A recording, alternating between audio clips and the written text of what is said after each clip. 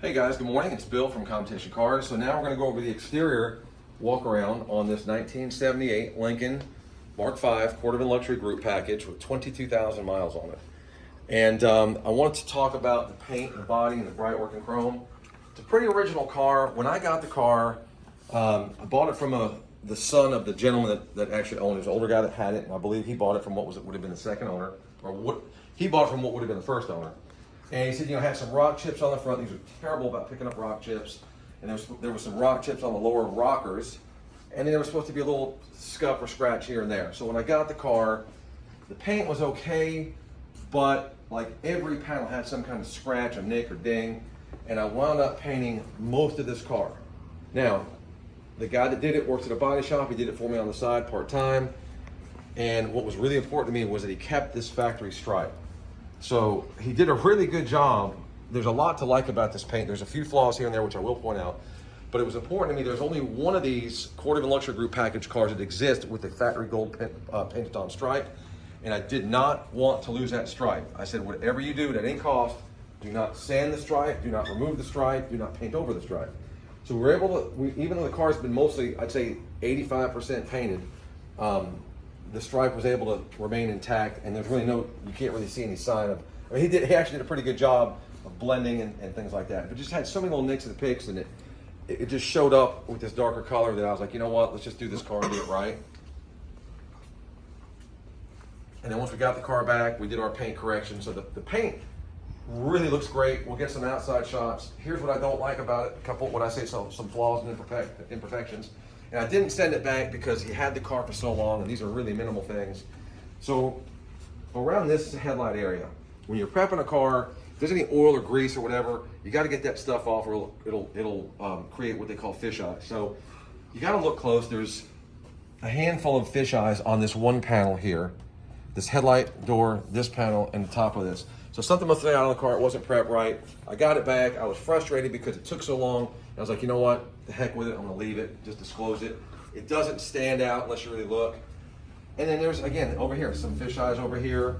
That's the worst of, if you can live with that, then you got a nice paint job. There's a tiny little nick or pick here or there on the car, on the paint, like a little small piece of trash there. Very minimal. And that's stuff that can probably be buffed out.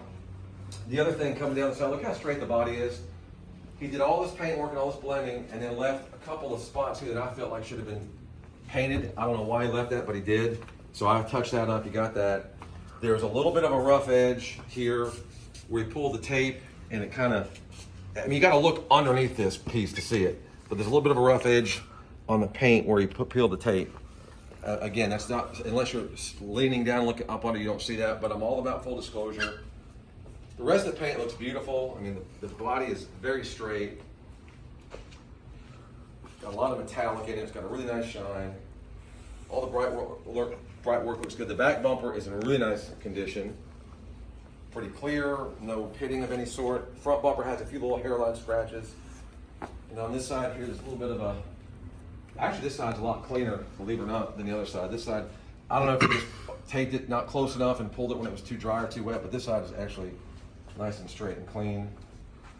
This side of the car looks great. There's no touch-up spots on that side. Beautiful wheels. I bought the turbines and put them on. I had them refinished and had the center inserts match the stripe, which was a nice touch. Factory caps are in the car in the trunk, and the front bumper is actually very clear too. Actually, it looks pretty darn good. There's a minor little, very very minor. You got to really look. And guys, when I'm pointing this stuff out, I don't want to. I'd rather go overboard and tell you what I'm seeing, and then when you go and you get it in person, like, oh, it's not nearly as bad, then not tell you, and then you'd be surprised. Minor little rub right there. It looks like a little hairline scratch. You really got to stare at it. But walk around the car one more time, Christian, and show how straight that body is and how straight everything looks. All the moldings are nice. Normally these moldings get dinged up pretty bad. That front one's good.